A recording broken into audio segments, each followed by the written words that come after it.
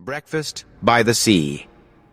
A storytelling homily on John chapter 21, 1-14. It was a chilly morning on the shores of the Sea of Galilee, or, as it was sometimes called, the Sea of Tiberias. The sun had not yet risen, and the water still carried the silver hue of night.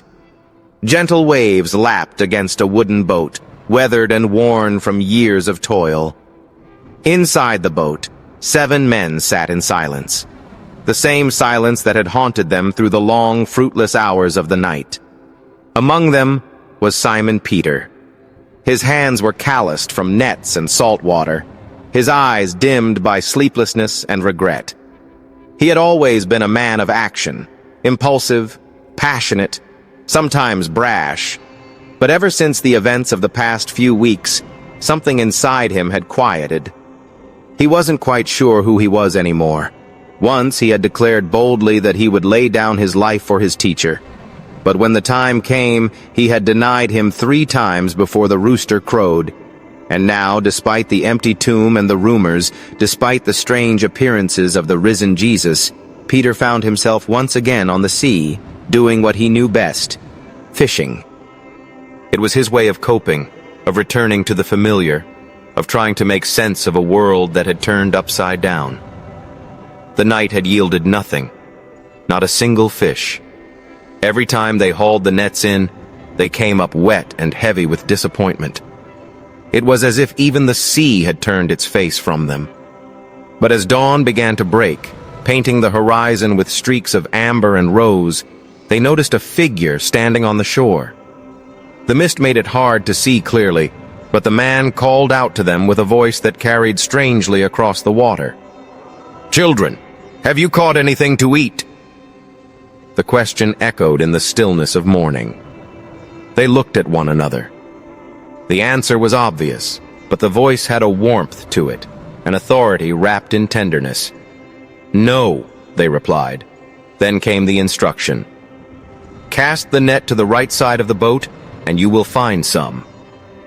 It was a strange request. After all, what difference could a few feet make in the wide, open waters? But something about that voice stirred a memory deep within their hearts. Without a word, they obeyed. And suddenly, everything changed. The net grew heavy, not with disappointment, but with life. Fish. So many fish. The kind of catch that could sink a lesser boat. The kind of catch that doesn't just happen. It was a miracle, a reminder. And in that moment, the beloved disciple whispered the truth that exploded in Peter's heart. "It is the Lord." Peter didn't wait. He threw on his outer garment and plunged into the sea, swimming with the desperation of a man longing for redemption, for reconciliation, for one more moment with the one he had failed. When they reached the shore, there was a fire burning, with fish laid upon it and bread beside it. The same Jesus who had fed 5,000 now prepared breakfast for his friends. No lectures, no rebukes, just food, warmth, and presence. The unspoken message was clear. "You are still mine, I am still here, and I still love you." That breakfast by the sea became a turning point, not just for Peter, but for all of them. It was the 3rd time the risen Christ had appeared to them, but this one felt personal, intimate, transformative. My dear friends, let me tell you why this story is not just a memory, but a mirror, reflecting our own lives back to us.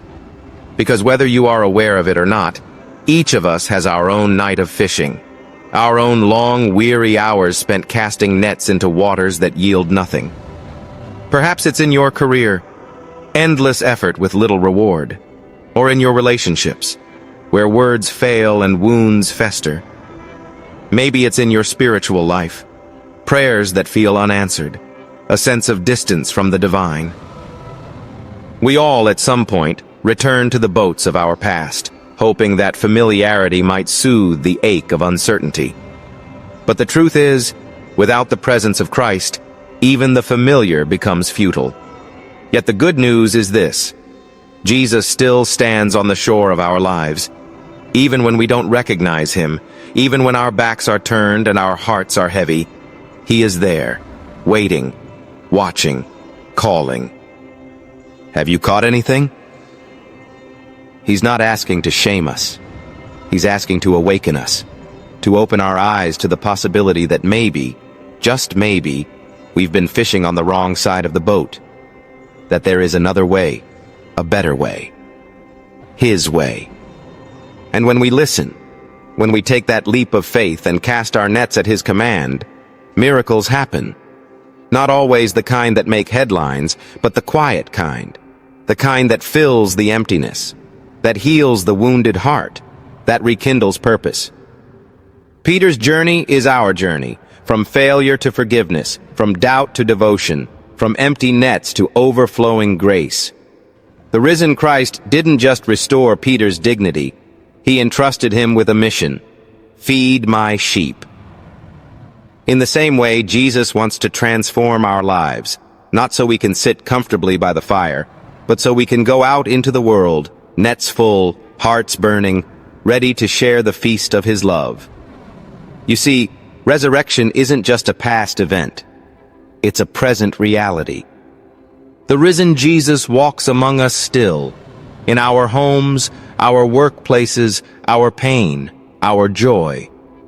He is not a figure of history, but a force of life. And his invitation remains the same. Come, follow me, trust me, cast your nets anew. I want to tell you a story about a man I once knew. Let's call him Thomas. He was a faithful churchgoer, always in the third pew on the left. Quiet, polite, dependable. But there was a sadness in his eyes. His wife had died years ago, and his children lived far away. He felt forgotten. He felt like his life no longer had meaning. One Sunday after Mass, I invited him to coffee. We talked about fishing, oddly enough. He used to go up north every summer. He hadn't been in years. Why not? I asked. He shrugged. Just don't see the point anymore. That haunted me. Because how many people feel that way? That life has lost its point. That the nets are always empty. So I invited him to help with our parish outreach, packing meals for the homeless. At first, he hesitated. But eventually, he said yes. Weeks passed. Then months. One day, I saw Thomas laughing with a group of teenagers as they worked together in the kitchen. The sadness had lifted. The spark had returned. Later, he told me, "Father, I thought I was done, but it turns out Jesus still had breakfast waiting for me."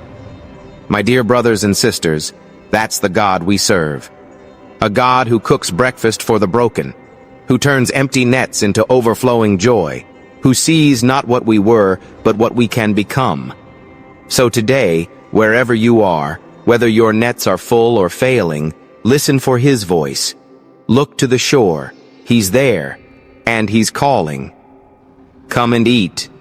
And when you do, don't be surprised if everything changes.